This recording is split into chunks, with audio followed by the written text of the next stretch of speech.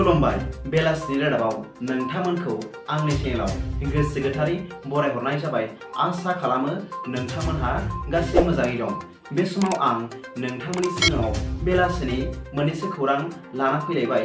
अन्नानै भिडिअखौ स्किप खालामाजासे जोबजासिम नायलांदो आरो भिडिअखौ मोजां मोनदोंब्ला अन्नानै लाइक आरो शेयार खालामनो दाबाव।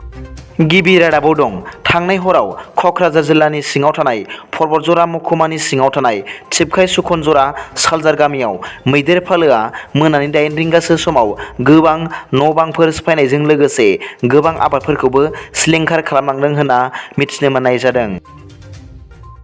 नैथि रादाबाव दं दिनै दिल्लीयाव गंब्रै स्कुल बासआ गावजों गाव सौग्रावलायनायनि जाउनाव खमैबो सा 24 फरायसाफोरा जखम जादों होनना मिथिनो मोननाय जादों।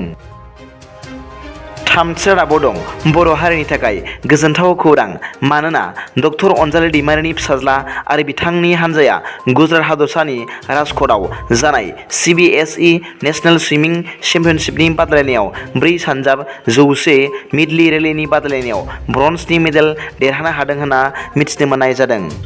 मख'नो गोनांदि बे चेम्पियनशिपआव UAE, अमान, क्वाटार आरो कुवैत हादरनि गोबां गेलेगिरिफोराबो बाहागो लाहैदोंमोन होनना मिथिनो मोननाय जादों। ब्रैथि रादाबाव दं चिरां जिल्लानि रुनिखाता हाग्रा खोन्दोनि सिङाव थानाय खैराबारि उदालगुरि गोबोरखि ओनसोलाव मैया हाग्रा बिफाना इभिकसन खालामनायनि हेंथायै गोख्रों बेरेखा खालामदों दुखुथिया नखरनि सोद्रोमाफोरा।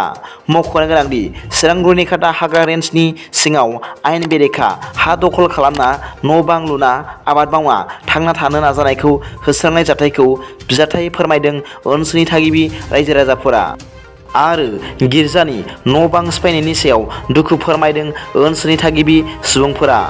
मख'नो गोनांदि बर' हारिखौल' मानो होयो, गुबुन हारिखौ मानो होआ होस्रांजाग्राफोरा सोंथि खालामबावदों खौरांगिरिफोरनि सिगाङाव ओनसोलनि थागिबि सुबुंफोरा।